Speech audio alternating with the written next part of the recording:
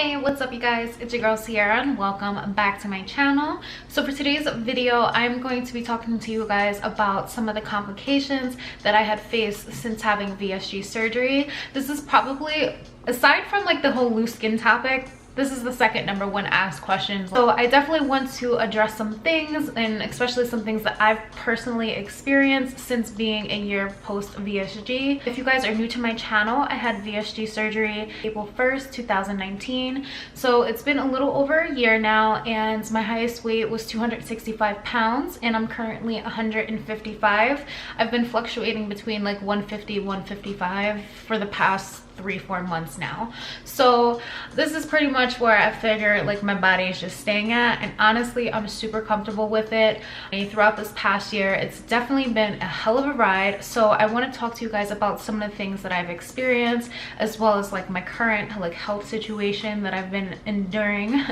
If you guys follow me on Instagram, I have been talking about this a little bit, as well as on Instagram I did ask you guys, I wanted to do a Q&A, so I do have some questions that I'll be answering at the end of the video. So if you guys want to go ahead and skip to that part, you could do that too. But I feel like this little mention is super important, especially if you guys are possibly thinking about getting VSG surgery or currently have had VSG surgery and just are experiencing similar things that I'm talking about. All right, so I'm gonna go ahead and hop into this little story that I have for you guys, starting back in April 2019 when I first had VSG surgery. So I was in the hospital for about 3 days, and immediately when I had surgery, it was very hard for me to get fluids in. Even in the hospital, I had a very hard time in getting my fluids down. It just hurt. It was very painful. It's something that, you know, I was already expecting going into the surgery, because it's the #1 thing that a lot of people talk about. Is like, as soon as you have VSG, you're going to experience gas pains. It's going to be painful. It's going to be harder for you to take gulps, hence why they have you doing very small sips. So I had a very hard time getting my fluids in, whether it was hot, whether it was cold. I've tried broths, I've tried tea, I've tried Gatorade, water, ice cold water, room temperature water, bottled water. I've tried it all. About like the first 2 weeks of me like trying to like recover and everything like that, the hardest time getting fluids in. Like, I know that some people, like, they had no issue just like sipping on water like straight out the surgery, but for me, for some reason my body just like rejected it. Every time I would try to drink water, fluids, anything, it would just throw it right back up. And it was probably the hardest thing that I had to deal with, like just getting out of surgery. Like, aside from just like the gas pains, just getting and keeping my fluids down was a struggle for me. So in the beginning, I severely suffered from dehydration, like to the point where I was walking around and I'd feel lightheaded, I'd feel dizzy, and it was super scary because it was just not something that I like, you know, I felt out of control. Like, I felt like, you know, before surgery I had no issue just guzzling bottles of water and, you know, just trying to adapt to the new stomach, the smaller stomach. It was just a lot. Like, the first week is when I almost passed out. So I want to say in total, like, I just say that in total I passed out 4 times, but the very first time was an almost scenario. I took a shower, and that's when, like, after like, you know, being in bed trying to like heal from the surgery and things like that, I feel like at the end of that first week I went to go take a shower, try to make myself feel better and things like that, and I literally just, I remember feeling so lightheaded, like to the point where I was about to faint. And I was scared, so I hurried up and called a friend of mine, because Jaden had just went back to work at that time frame, because he took about a week off along with me. So I'm sorry if I keep getting distracted, like it's just a lot of craziness going on outside my window right now. So but try to get back to the story. So I'm very thankful for Sam for giving me a ride, because literally I had no idea what was going to happen. It is so scary, like especially like passing out and you're alone. Like, it's a crazy incident. Now basically what happens is they hook you up to IVs and they give you liquids and things like that, especially if they know that, you know, you are fresh out of surgery. It's just very common for people to experience dehydration, hence why they tell you to stay on top of your fluids, like no matter what. Eventually my body started to come like adjusted to it, and I was able to get like more colder liquids in first for a little bit, and then sometimes I switch over and room temperature liquids work. I know it sounds strange, but that's what just happens to your body. You're gonna go through so many different changes, so many different cravings. Like I said in the beginning, you're not gonna be hungry at all, and then you are gonna start to experience hunger. And for everybody, it is just different. Like these feelings that I'm describing, it's so hard to like explain it because everyone's gonna feel it a different way, and it's gonna be different than the way you were before surgery. So now moving on to like the second time when I passed out. So first time we chalked it up to dehydration, and the second time it's pretty much the same thing. Probably I want to say moving into like 4 months post-op, that's when I passed out again. And this one was very strange. I've talked about this on like a vlog before. I was just normal. Like I was taking my vitamins normally. Mind you, I was taking vitamins as soon as I was able to and guided by my surgeon and nutritionist. So I want to say that's probably about 3 weeks out, like when I can actually start incorporating like soft foods and stuff like that. That's when I started to take vitamins, and I was taking oral vitamins. This was before my vitamin patches. Now I'm currently still taking vitamin patches, which still work for me to this day. I literally swear by them because literally the oral vitamins made me so sick. That's another thing I do want to mention. I guess I could say that's like a complication for me. When in the beginning, my oral vitamins, I used to take like the rainbow vitamins, the multivitamins, and like the calcium chews. Like just like the flavor of them and constantly eating them just made me so sick. I've even took like 1-a-day women's, like the little mini ones, to try to like get them down so that I didn't feel sick. After swallowing them, like 2 minutes later, I throw them right back up. And it was the craziest thing for me. So finding my vitamin patches has literally changed the game for me. Now I know a lot of nutritionists and a lot of surgeons, they do not recommend the vitamin patches because they say that the absorbency rate is not as effective, or whatever you want to say. But I literally have had my labs done a week ago and my labs came back normal. And those are the only vitamins that I've been taking. So I recommend those guys. Now moving on, like I said, to the second time when I passed out, we're chalking that one up to dehydration as well. And I know that I talk about this very lightheartedly. It's just because at this point, I'm not 100% sure if these things are being caused by my VSG. I'm in a lot of different groups online, and it's talked about all over the place. Like some people experience this and it's uncertainty why it's happening. Yeah, so basically the second time when I passed out, I was literally just dancing in the kitchen, making dinner, just talking with my babe. We were just laughing, and then out of nowhere I just felt like really funny. Like I literally just get like a flash of just like, that doesn't feel right. Like I feel weird. Okay, now I need to sit down, I need to drink something. And that's what I was literally about to do. I just remember going to the refrigerator, grabbing some water, and then going to go walk into the living room to go have a seat. And then next thing I know, as I'm walking into the living room, I'm going down and I'm just passing out basically. And then when I pass out, I have a really hard time breathing. I'm just like, kind of like, it sounds like I'm hyperventilating. And then next thing I know, I always feel nauseous, and then I get sick, and then I throw up. I know it sounds so strange, but literally that's exactly what happens. And 9 times out of 10, I'm like throwing up like just clear liquid because I'm drinking water prior to passing out, because I know that I'm going to pass out, or vice versa. Like I try to get like a Gatorade or whatever the case may be. Like I try to get something.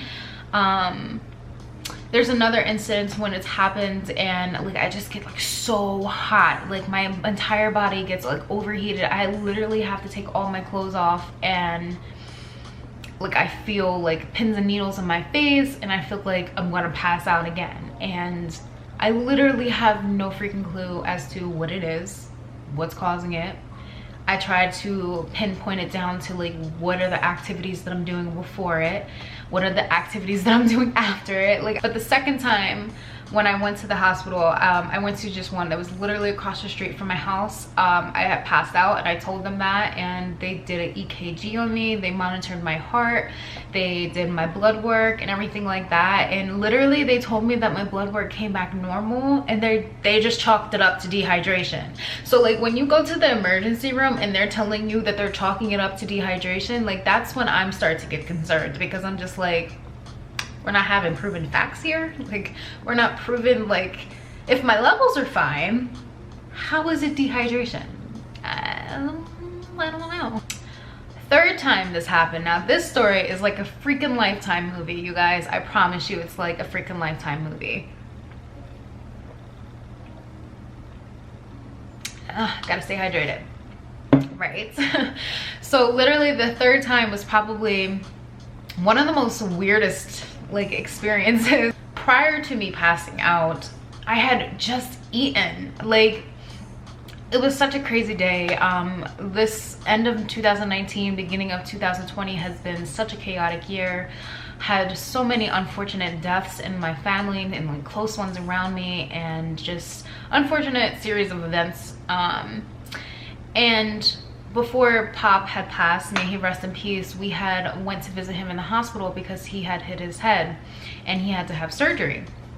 And when this first happened, like, this was like such a shocker to us. We literally had just stepped into our apartment. We had just got food and we literally just got settled to like eat and just, you know, relax for the night. And we get a, you know, emergency phone call stating that he had fell and hit his head. So we like immediately rushed to the hospital. And I don't know if it was just like me just like getting up out of bed and like getting dressed super fast. Like, I have no idea, because mind you, I'm like, my body is rested in the car ride. Like, I don't know. But I remember on the car ride there, I'm drinking bubble tea, which is just like a milk tea with bobas in it. If you guys don't know what that is, just get you one because it's so yummy. So I'm drinking my bubble tea, and you know, I was drinking water. I've had my meals, I've had my vitamins throughout the day. I have no idea. This is strange, you guys. So I literally, we get to the room and we're looking at Pop and we're talking to Pop, and you know, he's perfectly fine. He literally just busted his head open, but he's the happiest man ever. I miss him so much. He just had such an amazing personality. But out of nowhere, I just remember just sitting there talking to him, and I'm just like, oh my god, I'm gonna pass out. Like, oh my god, I'm gonna pass out. And as soon as like I feel that, I like look for the nearby like chair, something, or just crawl to the ground and try to get low before I literally faint and pass out, because I know I'm going down. And literally when it happens, like, I have no control over my body. Like, and that kind of sounds like a common sense thing, but it's so hard to describe what exactly is happening to me. Like, I just sit there and like I feel like I'm gonna pass out, but my babe, he's holding me up and like he's talking to me, and it's kind of like I'm in, like I kind of hear him, but it's like going in and out. It's crazy. So basically what happens is, like, I sit down and I just remember like I'm basically feels like I'm passed out, but laying on his like stomach. And the next thing I know, I wake back up and I gotta throw up again. And then after I throw up, basically everything just kind of like simmers down and it goes back to normal. Like, just like all the pins and needles kind of diminish from my face, and I feel fine again. Usually 9 times out of 10, we just get more sustenance in me. We just get some type of fluids, some type of drink, apple juice, something. Gave me like basically one of those little hospital meals, which like has like a turkey sandwich or something like that, some graham crackers and some apple juice, and I was perfectly fine. And it's just so bizarre to me, you guys. Like I said, I don't want to pinpoint it when, like, you know, VSG has caused this, but I've been doing my research, I've been asking around, and I've seen that some other people have been experiencing this. Very last time that this happened, which was very recent. So I'm gonna say about 3 weeks ago, this happened to me. I was just standing right here. I was in the kitchen doing the same exact thing that I was doing before, making dinner, dancing, and I literally just felt a wave of just sickness. Like, I was just like, ugh, like I just feel super dizzy. And I went to go sit down on one of our bar stools that we have here, and I just remember I was like, I was gonna pass out, but I was gonna pass out sitting down, and it was a very uncomfortable feeling. And I literally passed out on Jaden's chest, and it was just, I hate using the term passing out, because technically it's like I'm not all the way out, if that makes sense. It's like I'm still kind of coherent as to what's going on, but I physically can't move, or I physically can't speak in certain aspects. Like, I just remember just I'm just breathing. I'm just like, I can't breathe, I can't breathe, I can't breathe. I'm gonna pass out, I'm gonna pass out. And then I literally go like this, and I'm like out for a second. And then I just remember to keep telling him, like, please just give me some milk, like give me something. Like it's very hard to explain the situation that's going on. And this last time was just very scary. It was definitely different because like I said, I just don't feel like I'm all the way out. Like I said, it's really scary, just like, you know, the uncertainty of everything, because, you know, if I go to the hospital now, like after passing out, they're going to run my labs and things like that and ultimately tell me that there's nothing wrong with me, or I don't want to go back to the hospital because they're going to ultimately tell me that they're just going to chalk it up to dehydration. And at this point, I feel like it's probably something a little bit more serious than dehydration, because I know for a fact that at this point, being a year out, I get so much fluids in, way more than 64 ounces daily. There's no way it can be dehydration. The fourth time that it happened, which was the most recent time, you know, I had to go get my labs done. So like I said, I recently just moved to Vegas, so I went and got a new family doctor, went to go get my labs done. I have my labs right here, you guys. Well, I wanted to just let you guys know, and this is, it's just, I'm just like shaking my head because it's just, I kind of want to cry, but at the same time, it's just like, I don't want to cry because I don't want to manifest anything negative. But it's just more so, it's like, there's nothing wrong with my labs. My labs are perfectly fine. Literally everything came back fine. My levels are fine. My electrolytes are fine. My vitamin levels are fine. My glucose levels are fine. My diabetes levels are fine. Everything came back freaking fine.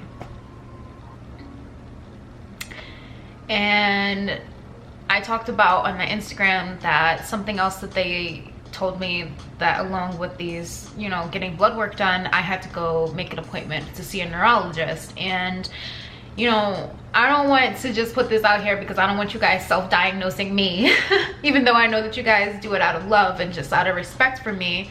I just don't want to ultimately, you know, them tell me that, like, you know, I'm having seizures or something like that, because like I said, this very most recent time was very scary and very hard to describe. My labs came back fine.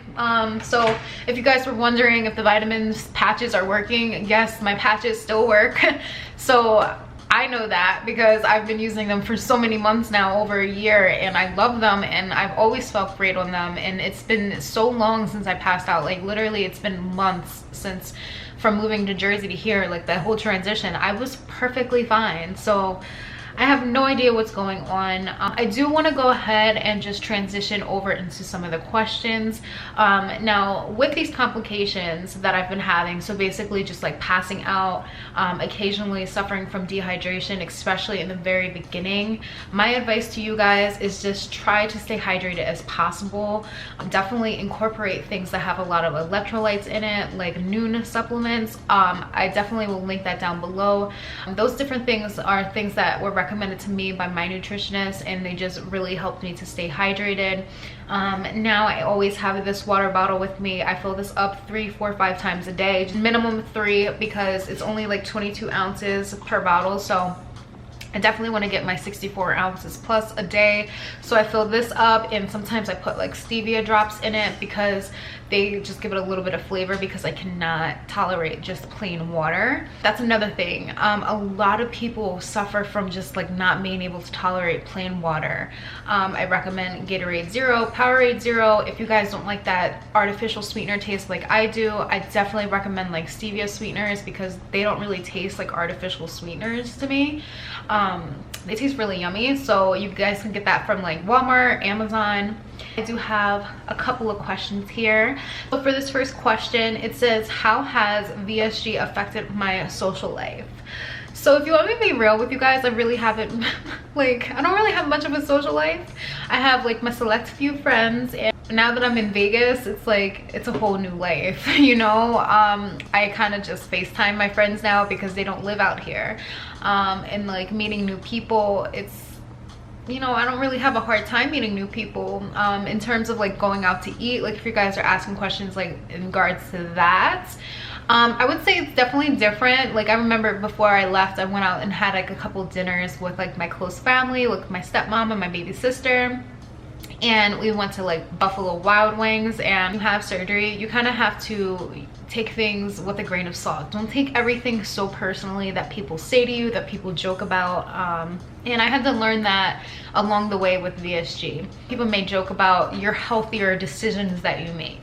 My stepmom made a joke to me, like I remember I wanted to get like the naked chicken something, and basically I wanted to get it because it didn't have breading on it, because mentally I'm trying to make healthier decisions, but in her eyes, like, girl, you lost all that weight, why does one chicken finger with breading on it, like, how's that gonna make a difference, you know? And I'm sorry, my stomach is just making noises. That's another thing you guys will find out, your stomach is gonna make noises all the damn time, okay?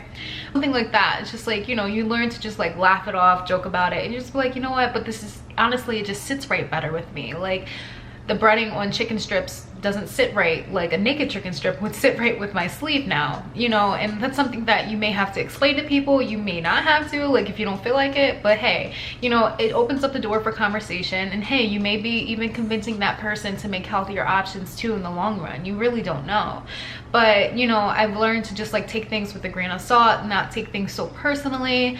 Enjoy yourself, make sure that you are sharing. Me and my babe, we share all the time. Every time we go somewhere and we get meals, even if we're ordering through DoorDash or something like that, we always share. It saves money. You're not eating as much as you think you're going to. We'll have leftovers for days, even if we are sharing sometimes. So I definitely always recommend that. You can still go out, you can still drink. You just want to be mindful because you don't want to place one addiction with another. There's so many different things in that. But yeah, you can still have a social life. VSG has probably just made it easier and made me more comfortable to get out and about and, like, you know, explore and try different things. Now, on the topic of being comfortable about VSG and just explaining to others that you had weight loss surgery, I definitely want to move into the next question, and that's basically, was I ever afraid to talk to people about having weight loss surgery? And as you guys know, I shared my journey with you guys from the very beginning throughout my pre-op process. Honestly, I was not scared at all. If anything, I wanted to help inspire others out there, because when I was doing my research, I found that it was very hard to get the questions that I needed answered.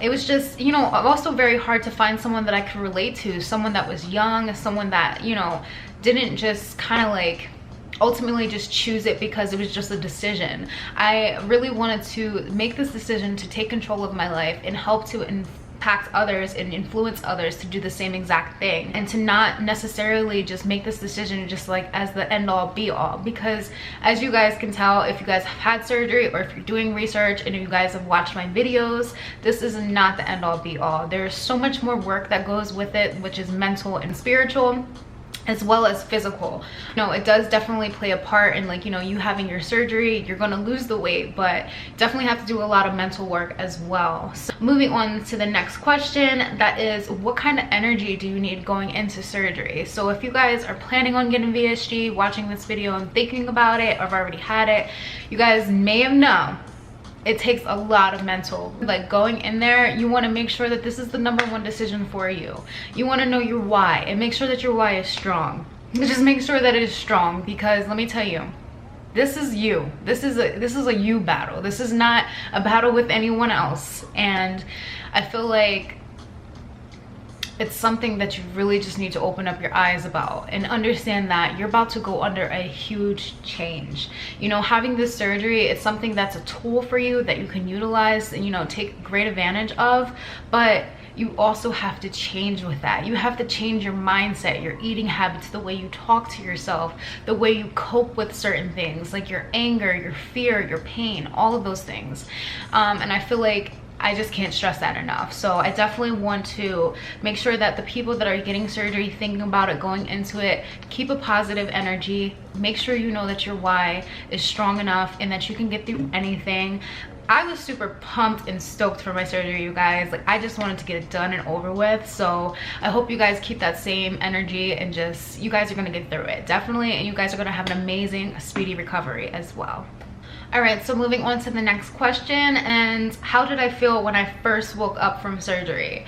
When I first woke up from surgery, I joke about this all the time. I literally said to my boyfriend, I was like, I did not just have surgery. I literally did not feel like I had surgery at all. I was not really in a lot of pain until like after, like I want to say a couple hours like of being up. Walking around was kind of crappy. Being like, you know, as soon as like you get out of surgery, they want you up, they want you walking so that you're not getting blood clots and things like that. But I want to say that the worst thing, and everyone has told me when I've done my research before this, the worst thing that I've experienced first thing out of surgery would probably be the gas pains. The gas pains are just the worst. Like, it's so sucky, but you know, honestly, you can get through it. I definitely recommend for the gas pains, try a heating pad on your lower back. Definitely keep walking, stay hydrated, just keep drinking water. I know it sucks. There's really just like no way to position yourself when you're in a hospital bed. It's just so sucky. Try to elevate your legs a little bit to try to get like the gas to come out.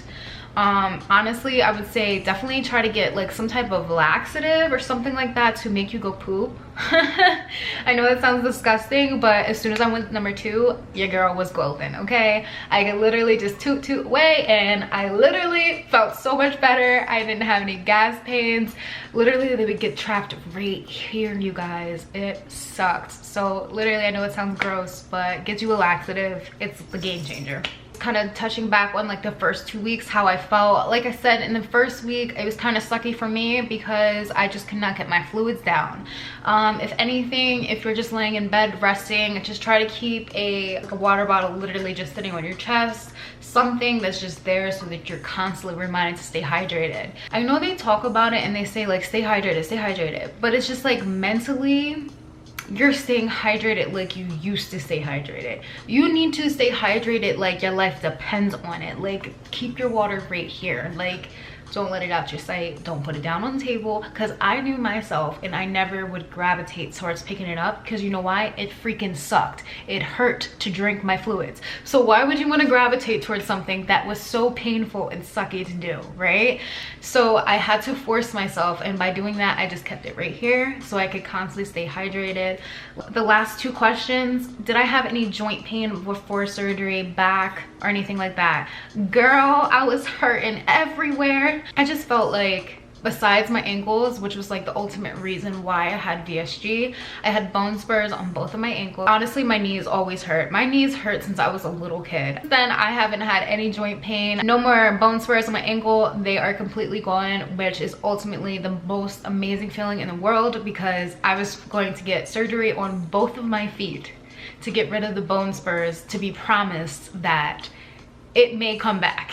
Having the weight loss surgery, losing over 115 pounds, adding 10 additional years to my life, and gaining control of my life, and just ultimately living a healthier, happier lifestyle is probably just the best decision ever, and no more joint pain. So my last question, and I get this all the time, I'm probably going to make a 2-part to this video because I really want to go more in depth on this question. And that is, was there a time that I felt like I wasn't losing enough weight? Did I have any stalls? Which stalls were my longest? So in the beginning, I found that I had a stall, and I think if you guys look back to the video where I said weight gain question mark, that's when I was having a stall. So basically, when you're having the surgery, everyone's thinking that their weight is just going to drop off like that, which in some certain circumstances that is the case, but not for everybody. Everybody's body is different. Everybody's metabolism is different. Everybody consumes differently. Everybody has different ages, different body types. It's just so many factors to it. So I really, guys, like, please take this into consideration. Don't compare my story to somebody else's story, to your story, or whatever the case may be, because the reason why I lost so much weight in like my first week was because I was literally not getting anything in my body. I was not getting any fluids. I was not getting any vitamins. I wasn't eating anything. So what was my body doing? Going in starvation mode. My metabolism was in overdrive, okay? But that's not healthy. That's not okay, because I literally was looking at myself and I felt sickly.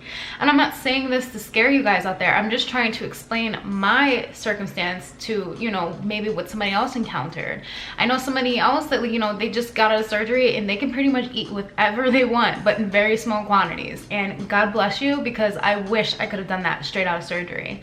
I did not go into my soft food stage till probably about like 3.5 weeks. That's when I actually started incorporating like refried beans and like mashed potatoes. I was on liquid diet for about 2.5 weeks to 3 weeks. So my circumstance is going to be a little bit different than some of you guys out there. When I did experience my stalls, honestly, there really wasn't much that I did to like change it. So when I did gain a little bit of weight or anything like that and I experienced a stall, basically I would just stay on top of what I was supposed to be doing. I made sure that I stayed cleared of any carbs and I stayed on top of my protein intake. Like I mentioned before, I was on my GENEPRO powder and I was getting about 60 grams of protein in daily, and since then, because I was still having significant hair loss, I bumped it up to about 95 grams daily, which has worked for me. And honestly, I do not have any hair loss at all at the moment, which is amazing. Be mindful of your macros if you are still constantly trying to lose the weight. You do not want to exceed a certain amount of calories during the day, and everybody is different, so I definitely would recommend consulting your nutritionist to see what's recommended for your body type.